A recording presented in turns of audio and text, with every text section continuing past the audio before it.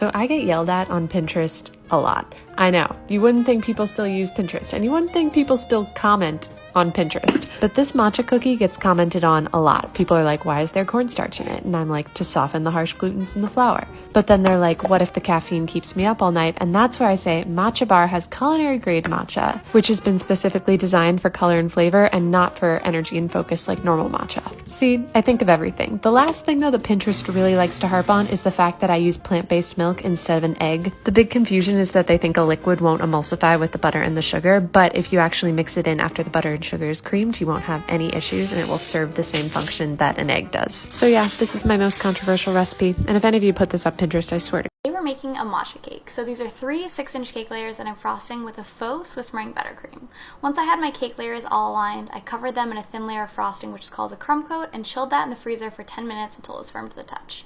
Then I added on my second thicker layer of frosting, smoothed it using my bench scraper, and made sure to get those top edges super sharp and smooth. Then it was time for the white chocolate ganache, which is just white chocolate, heavy cream, and then a little bit of matcha powder, which gives it a really pretty color and a really delicious taste. So then I added that to the top of my cake and gently push it over the edge with a spoon. This is a really slow process, but you gotta take your time to get those drips just right. I then added some extra ganache to the top of the cake to cover it, and then it was time to add on some frosting dollop. I'm using an Ateco 869, which is my favorite frosting tip, and then I dusted the top of these with a little bit more matcha powder. Then it was time to cut in. Do you guys like matcha? Would you try this cake? If you want to recreate it, the recipe is up on shellsweets.com.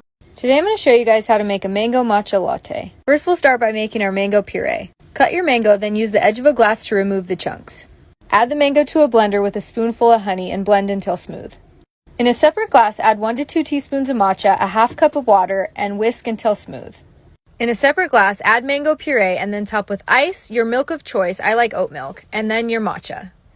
Use a spoon to mix it all together and enjoy. Had your parents ever tell you not to eat seeds while growing up? They say if you do that, Chewy will start growing out from your stomach. And since Pokemon was my favorite show, I never listened because Bulbasaur has the plants on his back, and I kinda wanna be like that. So today let's make some strawberry matcha chia pudding for breakfast. Now I don't guarantee that this will help you grow a tree on your back, because no one can be as cool as Bulbasaur. But I promise you that this will bring you a lot of energy for the rest of your day. All you need is chia seed, matcha powder, honey, your favorite plant-based milk, along with some strawberries. Leave it overnight and it should be ready the next day. Put a layer of chia pudding, strawberries, some honey, another layer of chia pudding, and a strawberry roast that I made for you guys. Top it off with some toasted coconut and honey, and enjoy.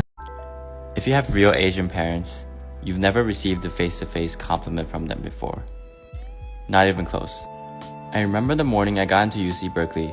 I was so happy I literally jumped up and ran around the house screaming. Yeah, that time my dad gave me a 不错, which translates to not bad in English. The day I was to actually leave for college, I woke up at 6 in the morning to prepare breakfast for my dad. I prepped everything and waited until he finally woke up at around 8 to finish cooking.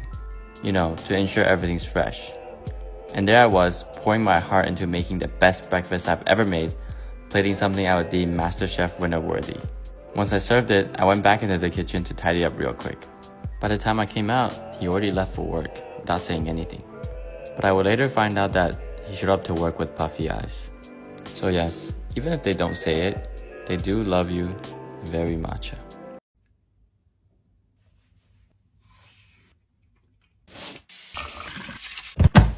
Hello, glutinous rice.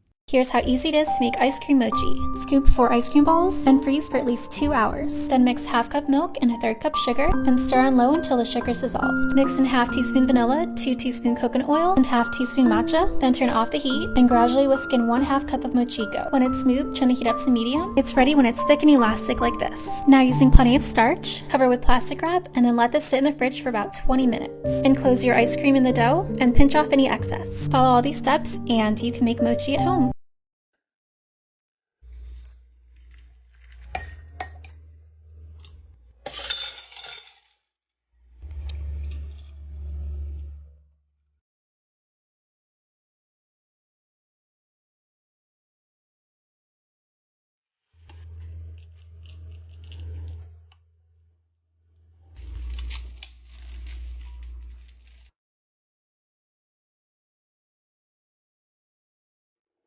So this is for anybody who's made friends on TikTok or any other social media platform. Why is it that the ones that you vibe with the best are the ones who live the furthest away? Like, all I want to do is have dinner, invite you over, hang out, and I can't even do that because you fucking live in Bumblefuck, Alaska!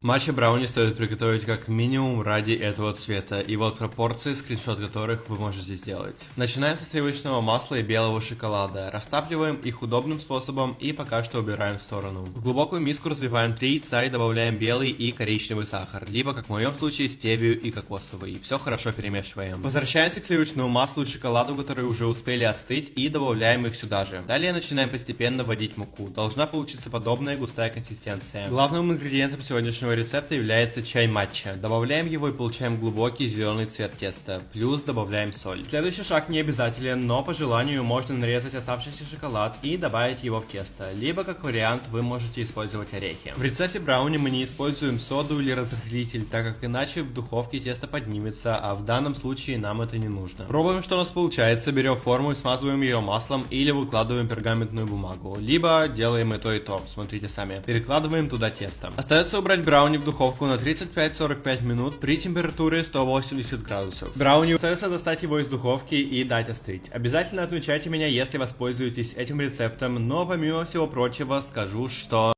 Coucou, alors il y a un truc que j'adore boire le soir, c'est les matcha latte. Est-ce que ça vous dit qu'on en prépare un? Vous allez avoir besoin d'un bol, comme celui-ci, et d'un fouet en bambou.